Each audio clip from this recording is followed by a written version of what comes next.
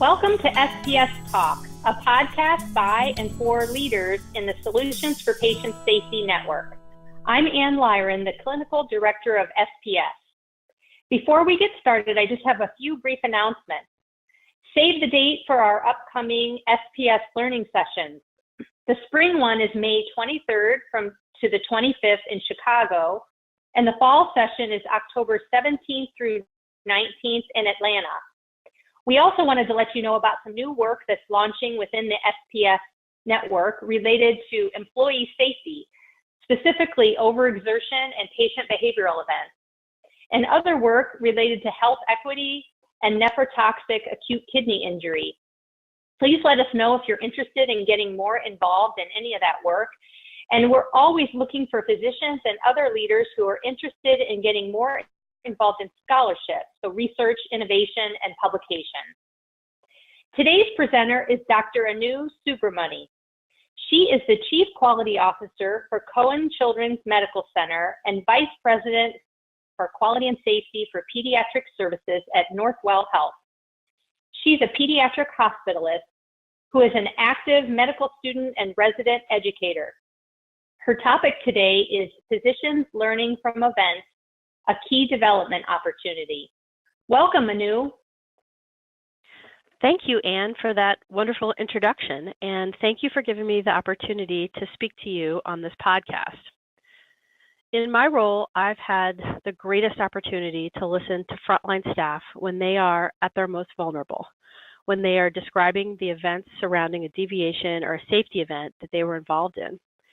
These conversations are, needless to say, sometimes extremely raw and revealing. Emotions can range from tears to anger and everything in between.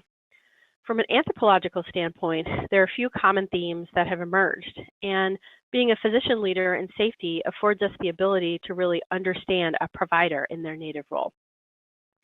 In cases where a safety event may have occurred, obtaining the facts and understanding the scenario is paramount to crafting corrective actions to prevent recurrence and not just putting a Band-Aid on.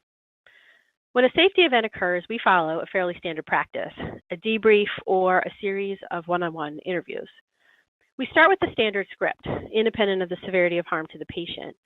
We treat these interviews as par for the course, normal business and standard work.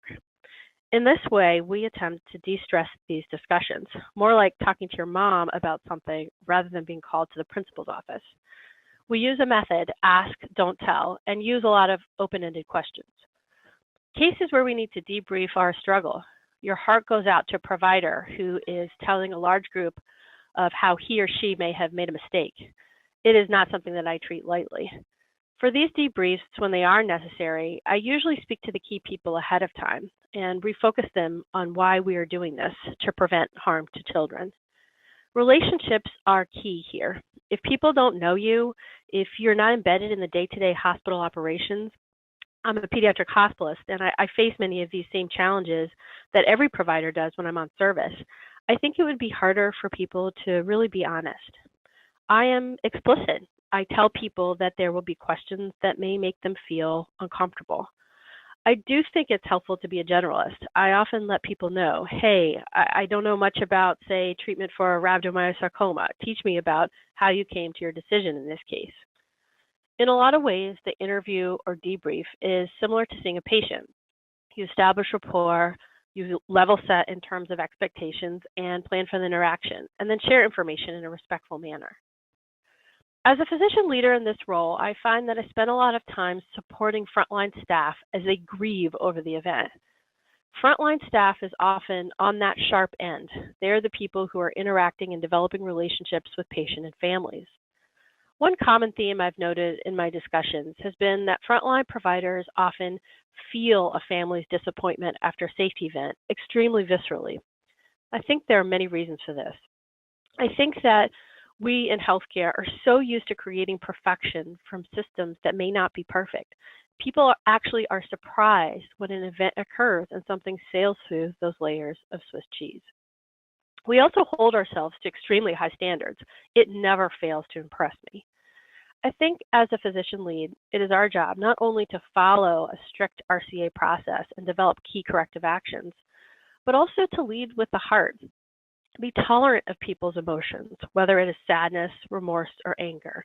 Be understanding, be calm, be forthright, and be honest as it relates to these conversations.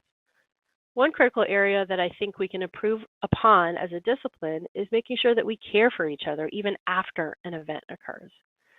As a safety leader, I usually check in with these people after an event has occurred to understand what they're feeling at that time period. And to support this behavior from a system standpoint, I try to hold my peers and my leaders accountable for being similarly understanding and leading with the heart. No story I find of any event is ever that simple.